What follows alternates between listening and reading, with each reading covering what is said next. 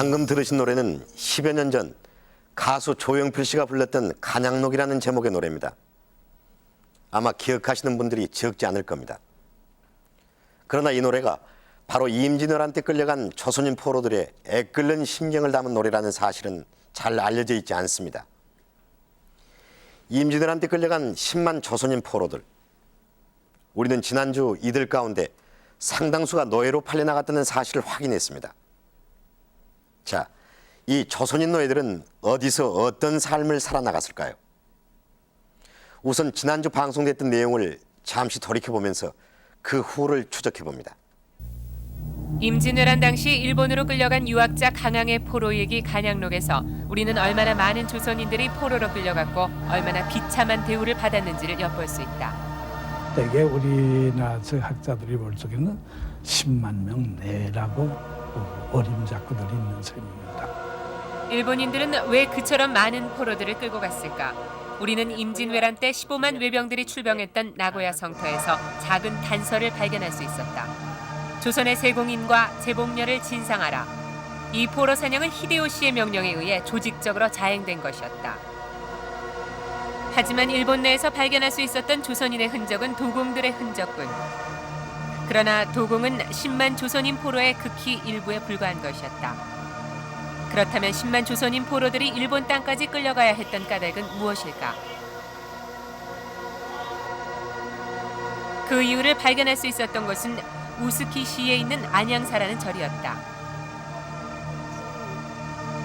이 절의 창건자인 교nen의 종근일기 조선일기라는 책 속에는 임난 당시 부산항에 조선인들을 사려는 노예 상인들이 있었고 조선인들을 끌고 가던 노예 상인들의 횡포가 지옥의 참상보다 더했다는 대목이 나온다. 조선인들은 노예로 끌려갔던 것이다.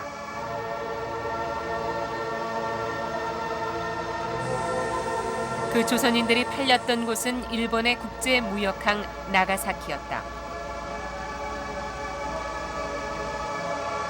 조선인들은 나가사키의 오무라 수용소 자리에 수용돼 있다가 노예로 팔려나갔다.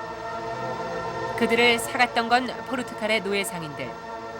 조선인들은 소나 양처럼 남만선에 실려서 또 다른 곳으로 팔려나갔다. 당시의 한 기록은 외장들이 이 같은 노예 무역을 위해서 아예 전쟁터에서부터 노예로 팔 조선인들을 잡아들이기에 혈안이 돼 있었다고 증언하고 있다. 하지만 나가사키에서도 노예로 팔려나간 조선인들의 흔적은 찾을 수 없었다. 남아있는 것은 조선인 도공의 흔적뿐. 초라하게 사라져갔을 조선인 노예들의 자취는 어디에 남아있는 것일까? 노예로 팔려나간 조선인들, 그들은 분명 기록 속에는 존재하고 있습니다. 그러나 이들의 흔적을 아직까지 찾아내기 어렵습니다. 왜 그럴까요? 조선인 노예들이 처했던 상황이 그만큼 열악했다는 반증일 겁니다. 조선인 도공들이 일본 내에선 상류층만이 향유한 기중품, 도자기를 만들어 주었던 존재였던 반면 노예라는 신분은 그야말로 소모품인 하찮은 상품에 불과했기 때문입니다. 그렇다면 조선인 노예들의 흔적은 과연 그 어디에도 없는 것일까요? 취재팀은 큐슈의 한 대학에서 어렵사리 그 발자취를 찾아냈습니다. 취재팀은 이곳 후쿠오카시 규슈 대학에서 조선인 노예와 관련한 하나의 문서를 찾아낼 수 있었습니다. 임진왜란이 있은 지 약 40여 년 후인 1642년 나가사키 근처 히라도라는 도시에 거주했던 사람들에 대한 기록, 임별장이라고 불리는 문서입니다.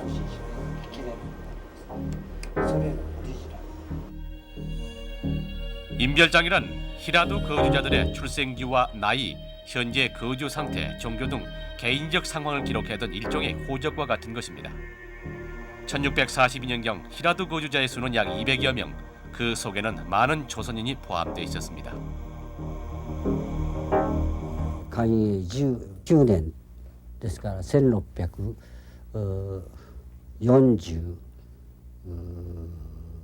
年にですね、一つの町に200何十人おります。その中でこれくらい、朝鮮人本人、これは高麗人と言っております。成城高麗、生まれたところは高麗ですという人と、それから私の父母が高麗人ですという人がこれだけいるんです。だから200何十人の1割弱、10% 弱、朝鮮人ですね。で40年経ってこれだけでしょ。だからもう死んだ人がたくさんいるわけですね。それはない。 조선인들의 기록을 살펴보면 이들이 왜 히라도에 거주하게 됐는지를 한눈에 알 수 있습니다.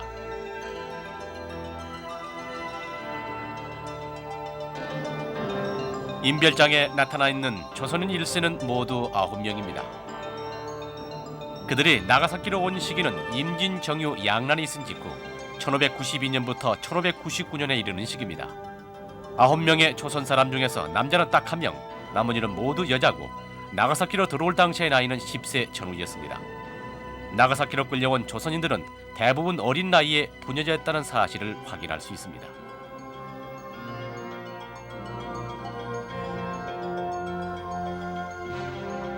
捕虜とは戦闘要員を捕虜として捕まえるという場合と、非戦闘員、女子供をそれは捕虜ではないんですよ。しかし日本に連れてきた人はその10歳前後の少年少女であると、これは戦闘要員じゃないんですよ。要するに彼になりさえすれば誰でもよかったと。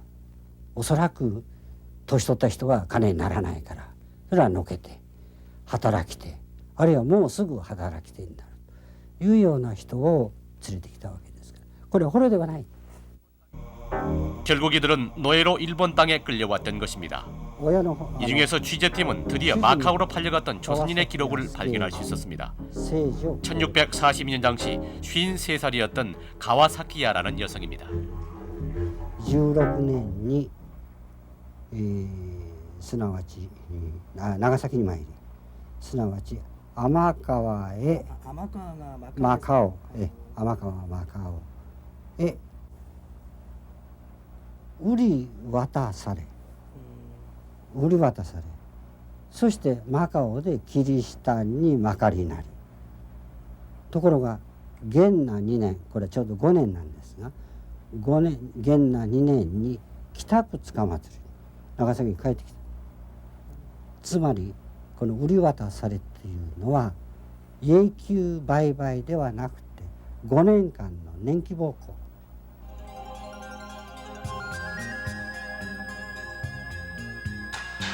가와사키야 부인은 조선에서 태어나 1599년에 나가사키로 와서 마카오로 팔려갔습니다.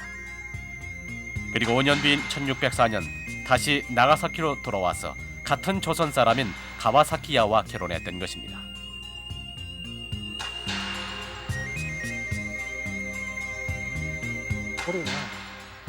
인별장 속에는 가와사키야 부인 외에도 마카오로 갔다 왔던 조선인이 적지 않이 눈에 띕니다. 이토라는 여성도 그 중에 한 명입니다. 父親は幼少の時に長崎に来て、その年にマカオへ参り、そのツーリストで遊びに行ったわけじゃないですよ。マカオに行ったっていうのはおそらく売られていったんでしょう。11歳の子供です。 단지 마카오로 갔다는 기록뿐 팔려갔다는 말이 없는 조선인들의 기록. 그러나 노예로 팔려간 것이 분명한 이 조선인들은 왜 모두 마카오로 팔려간 것일까요? 조선에서 나가사키로 끌려가 팔렸던 조선인 여성. 나가사키의 인별장에서 우리는 노예로 팔려간 조선인 노예의 존재를 확인했습니다. 이 여성이 팔려간 곳이 마카오였습니다. 나가사키에서 팔려 이탈리아까지 갔던 조선인 소년 안토니오 꼬레아가 거쳐간 곳도 역시 마카오였습니다. 왜 마카오였을까요? 조선인 노예들의 흔적을 마카오에서 찾아봅니다. 중국 광둥성 남단에 있는 작은 섬. 마카오는 17세기 조선인 노예들이 팔려갔을 당시에는 포르투갈의 식민지였습니다.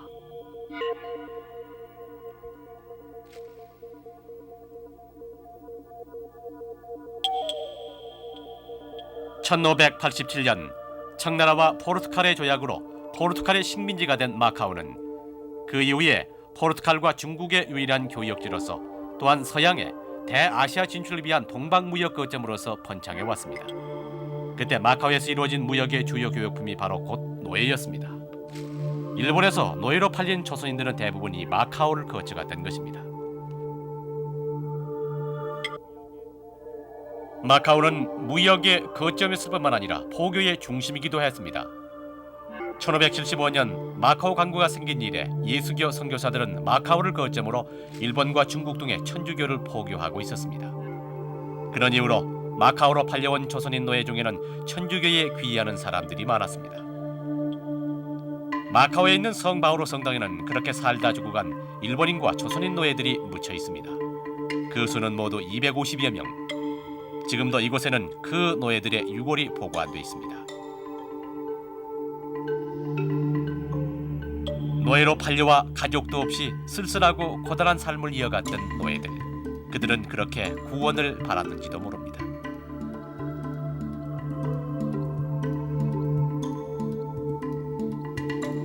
그러나 마카오는 단지 또 다른 노예 시장에 불과했습니다. 마카오로 팔려온 노예들은 또 다른 노예 상인들에게 팔려서 세계 전역으로 팔려나갔습니다.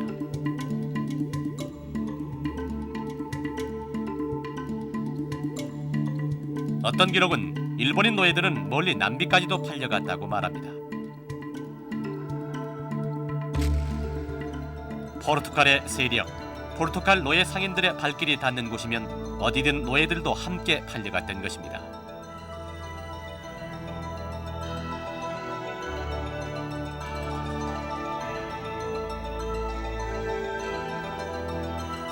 임진왜란 때 일본 땅으로 끌려와 나가사키에서 팔려나갔던 조선인 노예들. 그들 역시 그렇게 마카오를 거쳐 유럽과 남미 등 세계 각지로 팔려나갔을 것입니다.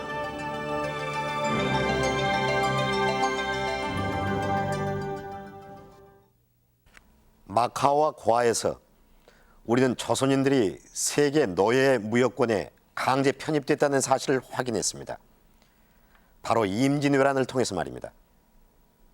그러나 여기서 더욱 우리의 관심을 끈 것은 당시 팔려나간 조선인 노예들의 몸값 문제입니다. 이는 당시 조선인 노예들의 수가 얼마나 많았고 어떻게 매매됐는지 조선인 노예 매매의 실상을 알 수 있는 한 단서이기 때문입니다. 나가사키에서 조선인 소년 5명을 샀던 까를레티의 기록에서부터 이 문제를 추리해 봅니다.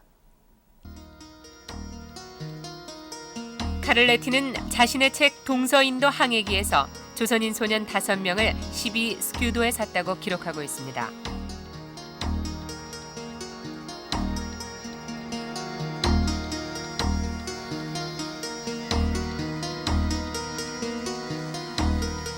스큐도는 당시 포르투갈의 화폐 단위였습니다. 그 돈의 가치를 정확히 측정할 수는 없지만 노예 5명의 12스큐도가 엄청나게 싼 가격이었다는 것만큼은 분명합니다. 같은 책에서 카를레티는 아프리카에서 노예 1명당 100스큐도를 주고 사서 페루의 리마에서 바로 그 노예를 수백 스큐도에 되팔아 이익을 남겼다고 적고 있습니다. 단순 비교로도 50분의 1이 채 안 되는 가격입니다. 그렇다면 임진왜란 때 나가사키에서 팔려간 조선인 노예들은 모두 그처럼 싼 값에 팔려나갔던 것일까요? 규슈에 있는 한 대학에서 당시 규슈 지역에서 팔리던 노예의 가격을 알아볼 수 있었습니다. 한 예수회 선교사의 기록에 의하면 규슈의 풍우 지역에서 팔리던 부녀자와 어린이의 몸값은 당시의 화폐 단위로 2, 3문이었습니다. 2, 3문이라면 어느 정도의 가치를 가진 가격이었을까요? 노예들의 진정한 가격은 당시 나가사키 등지에서 노예와 교환되던 상품의 가격과 비교함으로써 판단할 수 있을 것입니다. 노예와 교환되던 상품들은 주로 포르투갈 상인들이 가져온 유럽의 총포와 비단, 담배 등이었습니다. 그러나 임진왜란 당시 그 상품들의 가격은 찾아볼 수가 없었습니다. 단지 규슈 대학에서 임진왜란이 끝난 지 약 100년 후에 소매물가에 관한 책을 찾을 수가 있었습니다.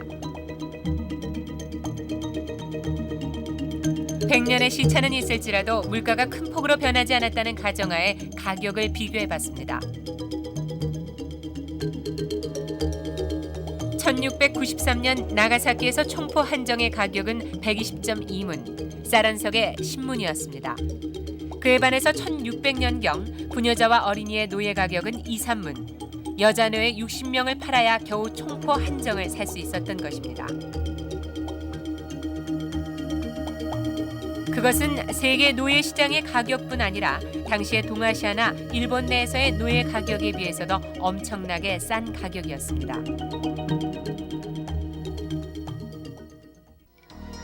임진왜란이 일어나기 200년 전인 태종대실록에는 당시 노예의 가격을 추정할 수 있는 한 기록이 있습니다. 조선인 관리 한 명이 대마도에 납치된 명나라 모자를 풀어주기 위해서 지불했던 몸값은 쌀 40석과 잡곡 20석, 1인당 쌀 20석과 잡곡 10석 정도였습니다.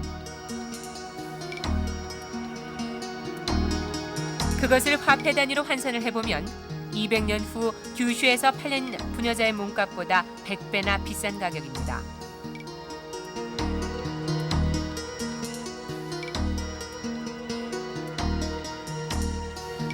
.2回目の慶長の役諸入伽藍の時には四国九州特に九州のキリシタン大名たちが朝鮮の少年少女たちを集めてきてポルトガルの奴隷船に売り飛べる。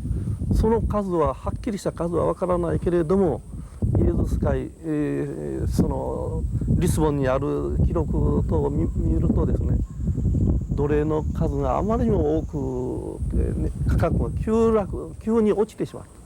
石鹸2個で一人のその奴隷が買えたというような状態になったんですね。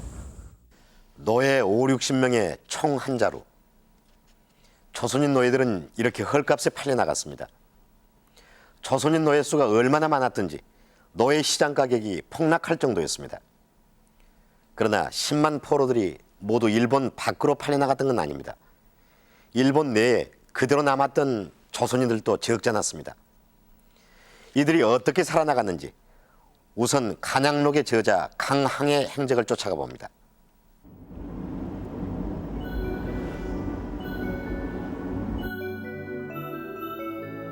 일본 시코쿠 에이메현의 한 도시 오즈시 시민회관 앞에는 강항을 기리는 현창비가 서 있습니다.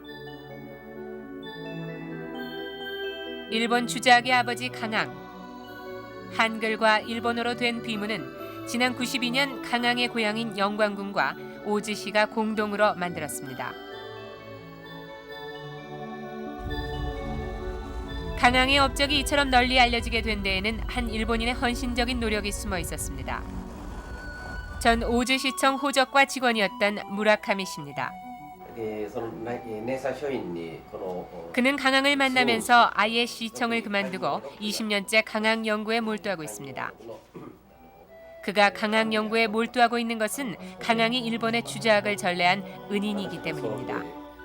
20年ぐらい前に大洲志士という大洲の歴史書があるんですがそこにカンハのことが書いてありました。わずか9行、最も強硬と日本語読みの振り仮名がついておりました。でそれを読んだ時に約400年前ですね最初に大洲地方へ来た外国人かなと、珍しい人だからぐらいな気持ちで研究し始めたんです。で研究しているうちにソウルから慣用録の原本などを取り寄せて研究しておりましたらですねそんな単なる珍しい人物じゃないんですね。儒教を日本に伝えた人物だったんです。今日の日本の教育文化を考える上で儒教の国は考えられませんのでこれはすごい人物だと日本にとっては大恩人であるとそういう人のことが日本の歴史書にも教科書にも出てこないのはどうしてだろうとそういう疑問からこの研究にのめり込むことになりました。 무라카미 씨가 확인한 바에 의하면 강항이 도착한 곳은 오즈시 인근의 작은 항구 나가하마항이었습니다. 1997年の10月の中旬ですね、朝鮮は向こうの方角になります。ですね。はいそこを船でやってきました。カンハンはその辺のことをですね、海洋録の中に、綺麗な風景であった。はい綺麗なしかし残念ながらここは鬼の巣窟であったという表現もあります。はい、自分の子供2人を殺された親の当然の表現だと思いますね。 일본까지 끌고 오면서 외병들은 물 한 모금 제대로 주지 않았습니다. 강항은 그 탓에 두 아들을 잃고 걸어서 이곳 오즈성까지 옵니다. 유학자였던 강항의 생활은 다른 포로들에 비해서는 상대적으로 편안한 것이었습니다. 그러나 아무리 편안하다 해도 외적 밑에 포로로 갇혀 지내는 천대와 수모는 마찬가지였습니다. 그는 기회를 틈타 몇 차례나 탈출을 기도하지만 번번이 실패로 끝나고 8개월 후 다시 오사카를 거쳐 교토로 이송됩니다. 교토에서 그는 후시미 성 안에 구금돼 있었습니다. 그리고 이곳에서 한 외승을 만나 주작을 전해주게 됩니다.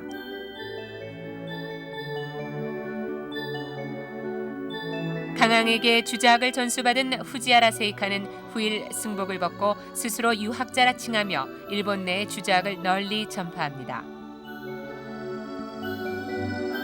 지금도 일본에는 강항이 옮겨졌고 후지와라 세이카가 일본어로 줄을 단 사서오경이 그대로 남아 있습니다. 포로로 끌려왔던 조선의 유학자 강항. 그는 이렇게 일본 주작의 아버지가 되었던 것입니다.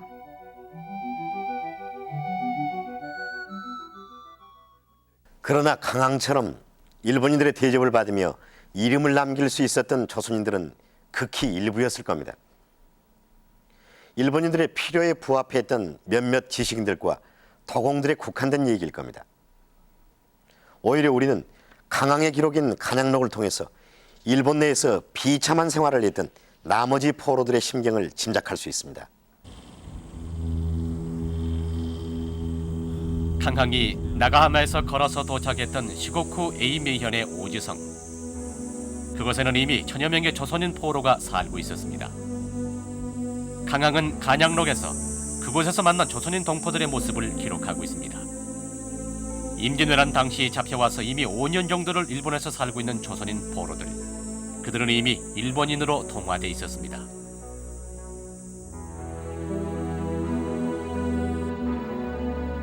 우리나라 남녀로서 붙잡혀온 사람들이 무려 천여 명이나 되었으며 새로 잡혀온 사람들이 초석으로 마을에서 무리를 지어 통곡하였다. 일찍 잡혀온 사람들은 반 쪽발이가 되어 있었다.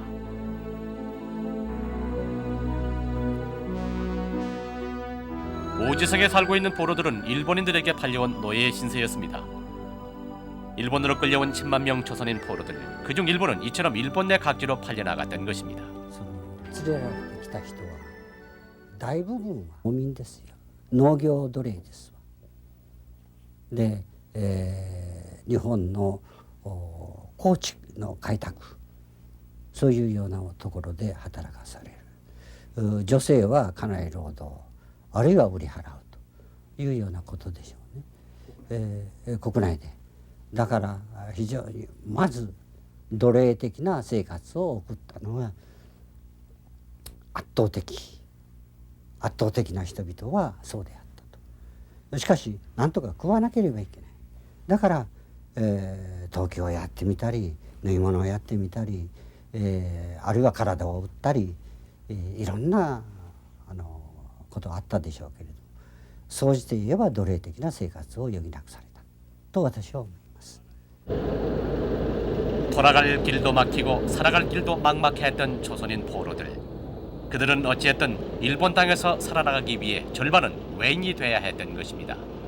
それで連れて帰ろうとしてももうすでに言葉が本国のことは忘れてしまっているから、15歳以上の人であれば多少覚えとっても10歳前後に連れてきた人はもう完全に日本人になってしまう。帰るにも帰れないという状況で、おそらく6万から7万の人が日本人になってしまったんですね。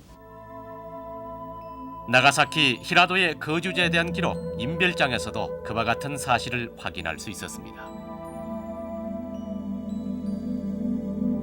인별장에 나타난 조선인 9명의 신부는 대부분 일본 사람에 처이거나 하녀였고 그들의 이름은 임진왜란이 끝난 지 불과 50년이 지나지 않아서 완전히 일본인화돼 있었습니다. 정유재란 때 남원에서 끌려온 정의득이 남긴 기록 월봉 해상록에도 조선인 노예들의 삶을 묘사해 놓은 대목이 나옵니다. 시국 후 아파주에도 이미 천여 명의 포로들이 외졸의 노비로 일하고 있었다. 정유재란 시의 포로인 수가 임진난의 수십 배에 달하고 아침 저녁으로 마을과 논밭에서 서로 부르고 울어 와인들이 꾸짖고 때리나 이를 막을 수 없었다. 달 밝은 밤이면 사람들이 다리 위에 모여 노래를 부르거나 슬피 우는데 이 다리에서 만나는 사람들 10명 중 8, 9명은 우리 동포들이었다.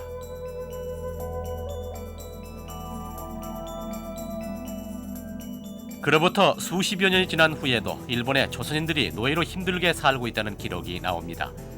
조선인들의 생활은 달라진 것이 없었던 것입니다. 그런 탓에 조선인 거주지에서도 노예로 부려지던 조선인들에 대한 기억은 남아있지 않았습니다. 사가현의 더즌마치, 일본 내 조선인 거주지역 중 널리 알려진 곳입니다. 하지만 초라한 사당과 간판만이 남아있을 뿐입니다.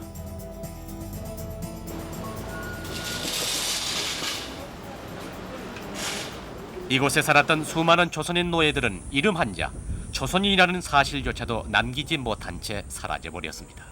そもそもはこのお墓ってこのお寺っていうのは理想館のためにですね作られたお墓ですので何らかの形でですね多分東尋町に住んでた方がその当時はほとんど東尋町に住んでた方がここに埋葬されてるわけで全然関係のない人じゃなかったと思うんですよ、一番最初は。例えば僕の先祖はですね石屋さんなんですよ、こういう。でそれはそこにお墓がずっとあります。でやっぱり石を構築する技術っていうのも大陸の方からあるいは朝鮮の方から来てますし、まあできたすぐはですねやっぱり何らかの形でみんな関連を持ってたと思ってます。そういう意味では私のご先祖さんもやっぱり朝鮮の方からですね来られたんではないかと。だから全く関係がないということじゃないと思います。 분명 조선인의 피가 섞였을 이곳 사람들. 하지만 그 후손들에게조차 조선인 선조들의 존재는 잊혀져 버렸습니다. 그 조선인들은 오로지 고향을 그리면서 비참한 생활을 감내해야 했습니다. 강항은 간양록에서 그 심경을 이렇게 노래하고 있습니다. 바람 따라 고향으로 가는데 선영비산에 잡초는 누가 뜯으리니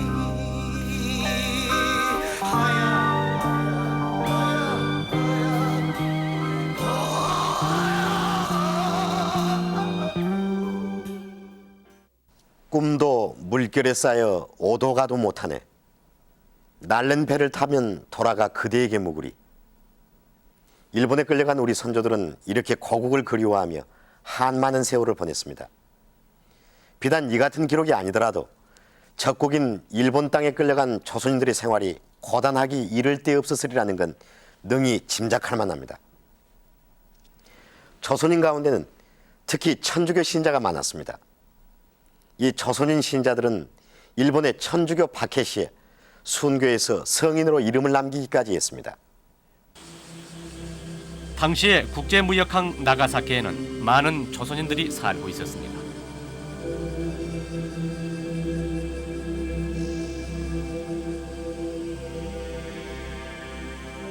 조선인들이 살았던 곳에는 지금도 고려교라는 다리가 남아 있습니다. 이곳에 살던 조선인들은 조선인을 위한 교회를 설립할 정도로 신앙을 가진 사람들이 많았습니다. 그 교회가 바로 로렌조 교회입니다. 1610년 조선인들은 바로 이곳에 자신들만의 교회를 설립하고 300여 명의 신도들이 함께 모였습니다.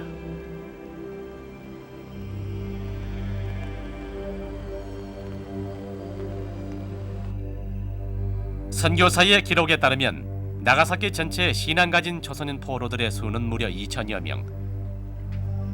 노예 시장에서 조선인 노예들을 되사오기도 하고 포르투갈 노예 상인들을 파문시키기까지 했던 선교사들의 노력으로 조선인 신도들은 더욱 늘어났던 것입니다.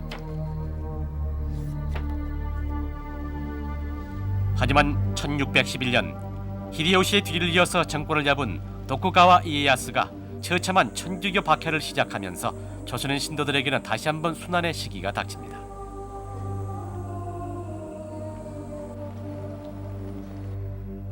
천주교를 배교하지 않는 사람들에게는 곧 죽음이 뒤따랐습니다. 가혹한 고문으로 배교를 강요당하다가 때로는 끓는 유황천에 넣어지기도 하고 화형을 당하기도 했습니다. 1642년 히라도에서 작성한 인별장은 실은 그 박해에 못 이겨 종교를 바꾼 천주교 신자들에 대한 감시 기록이었습니다. 거주자들이 천주교에 대한 배교의 증거로 어느 절에 등록을 했는지 확인하기 위한 장부였던 것입니다.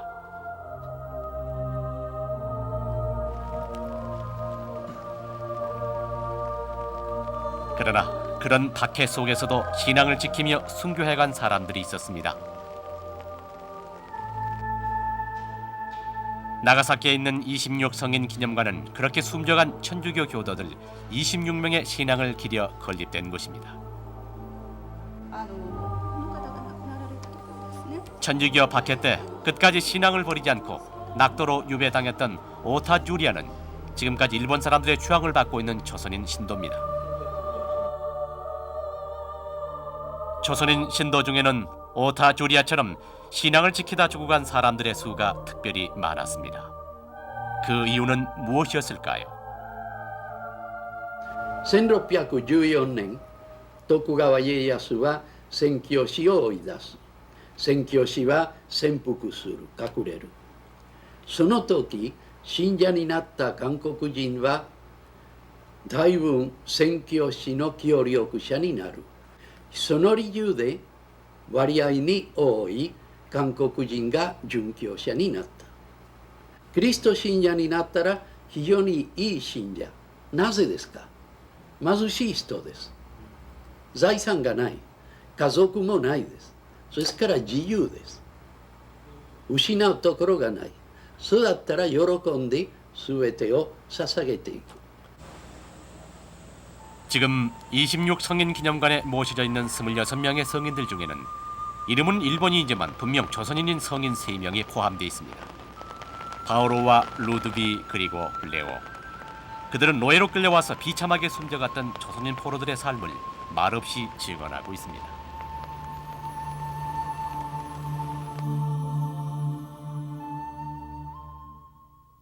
조선인 포로들은 참담한 생활을 견뎌내기 위해 천주교의 귀에 위안을 구했습니다.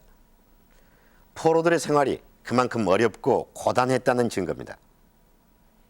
어떤 이는 천만다행히도 일본 땅을 탈출해 모국에 돌아오게 되었습니다. 그러나 그 수는 극히 적었습니다. 포로들이 공식적으로 고국으로 돌아오게 된 것은 조선과 일본의 국교가 재개될 무렵 임진왜란이 끝난 지 10여 년이 지난 뒤였습니다. 임진왜란 이후 조선과 일본의 국교가 재개된 것은 1607년 회답 겸 세환사라는 명목의 조선의 사절단이 파견된 이후의 일입니다. 이 당시에 파견된 조선통신사 일행은 바로 이곳 자성대 부근에서 해신제를 지낸 후에 일본행 배에 올랐습니다. 이때 조선통신사의 가장 큰 임무는 임난 때 일본으로 끌려간 포로들을 데려오는 것이었습니다. 임진왜란 이후 조선과의 국교가 끊김으로써 명과의 교역 통로가 막히게 된 일본은 대마도주를 통하여 끊임없이 강화를 요구합니다. 그때 강화 요구의 도구로 쓰였던 것이 바로 붙잡아간 포로들의 쇠환이었습니다.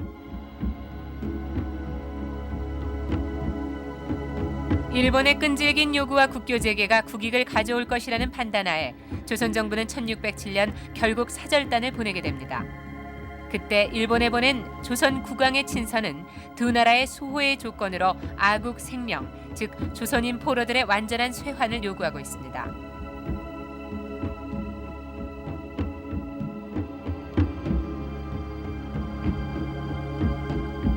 조선의 쇠환사는 대마도를 경유해서 일본의 수도인 에도까지 가는 동안 내내 극진한 접대를 받습니다. 그러나 그들이 일본 땅 곳곳에서 본 것은 조선인 포로들의 비참한 모습이었습니다. 1607년 첫 쇠환사는 모두 1240명의 포로들을 데려옵니다. 하지만 그 이후 인조대까지 공식적인 쇠환자는 모두 2000명, 국교 재개 이전의 비공식 쇠환자까지 합쳐도 7500명에 불과했습니다. 그 숫자는 사실은 끌려간 사람에 비하면 비할 수 없는 소량이죠. 그래서 일본에 처지게 된 사람도 있으리라고 생각되는데 이 처지게 된 사람들, 즉 남게 된 사람들 가운데는 어쩔 수 없이 일본 중앙정부에서는 쇠환을 조치를 취하고 있었지만은 실제 그 노예를 획득하고 가지고 있는 실제 주인들을 내놓으려고 하지 않거든요. 그러니까 빼돌리고 그래서 쇠환의 기회를 잃은 사람들이 그대로 남을 수 있는 사람도 상당수 있었을 거고 또 전쟁이 끝나고서 20년, 30년 이렇게 되니까 나이도 이제는 연로한 나이도 되고 또 이럭저럭 그 가운데서도 다소 안주된 또 생활을 할 수 있는 사람도 없지 않아 있었을 겁니다. 사절단이 파견된 이후 조선 정부는 일본 땅에 남은 조선인들에게 돌아올 것을 촉구하는 문서를 보냈습니다. 그것은 그만큼 돌아올 수 없게 된 조선인들이 많았기 때문입니다.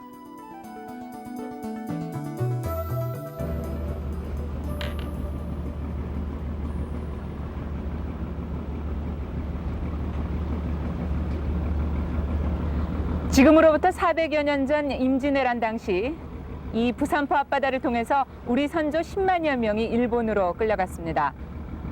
그러나 그 10만여 우리 선조 중 고향으로 돌아올 수 있었던 사람은 불과 7,500여 명뿐이었습니다. 그 나머지 9만여 우리 선조들은 꿈조차 바닷길에 막혀버린 낯선 땅에서 결국은 쓸쓸히 죽어갔던 것입니다.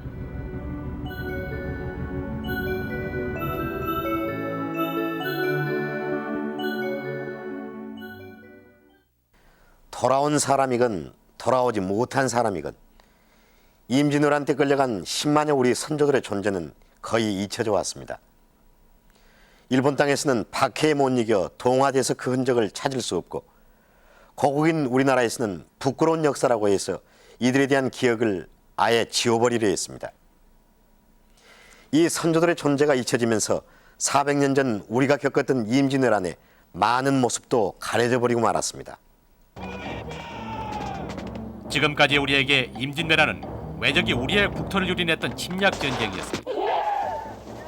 또한 수많은 사람이 죽고 수많은 문화재가 약탈된 전쟁이기도 했습니다. 하지만 임진왜란은 무려 10만 명의 조선인들이 일본으로 끌려가서 일본 국내와 세계 각지에서 노예로 팔려나갔던 노예 전쟁이기도 했습니다. 그 엄청난 숫자의 조선인들이 당시 우리 동포들이 일본으로 끌려갔다. 또한 끌려갔을 뿐만 아니라 국내에서 매매됐고 이 뿐만 아니라 해외까지도 매매를 하게 되는데 이 매매 행위에 노예 매매 행위에 악명 높은 포르투갈의 노예 상인들이 끼어들고 있는 이런 자체를 본다면 그 중간에 전개 양상이나 결과론적으로 본다고 하면 노예 전쟁적인 성격도 우리가 주목을 해야 되겠다. 이러한 뜻에서 제가 그런 말씀을 드리는 것입니다. 이거는 저만이 아니라 또 다른 사람들도 이런 의견에 동의를 하는 사람들이 여럿 있는 줄 압니다. その契機、戦争の契機が奴隷を獲得するための戦争であったかというとそうではない。むしろ領土で朝鮮半島を経て明に行くという豊臣秀吉のプランが朝鮮で挫折した。これは朝鮮人の抵抗によって挫折した。そして武器も弾薬も不足するということになって、こちらの計画がうまくいかない段階でなんとかそのお金を作る。でそのためには朝鮮人を捕まえてこれを奴隷商人に売ってお金を作るとか、あるいは最後の負け戦だから連れてくるとかいうような結果としての奴隷戦争であった。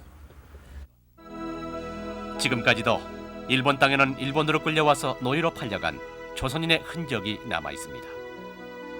1599년 조선에서 나가사키로 끌려와서 마카오까지 팔려갔던 조선인 여성입니다. 조선인들은 일본 땅에서 지구 반대편의 이탈리아까지 노예로 팔려갔습니다. 그리고 그 후손일지도 모르는 사람들이 할아버지의 나라를 찾았습니다. 300년 전 이탈리아에서 그려진 한 점의 소묘와 한복 입은 남자는 임진왜란이 노예 전쟁이기도 했음을 알려주는 작은 단서였던 것입니다. 임진왜란은 영토 침략 전쟁이자 노예 전쟁이었습니다. 임진왜란이 끝난 지 300여 년 후 우리는 이 전쟁이 노예 전쟁이었다는 사실을 인식하지도 못한 채 또 한 번 일본의 침략을 받고 맙니다. 그리고 또 한 번 수많은 조선인들이 강제징용을 당하고 정신대로 끌려가 죽었습니다. 자, 부끄러운 역사라도 그 진실을 반드시 알아야 하는 까닭이 무엇일까요? 부끄러운 역사를 되풀이하지 않기 위해서일 겁니다. 오늘 역사출이 여기서 마칩니다.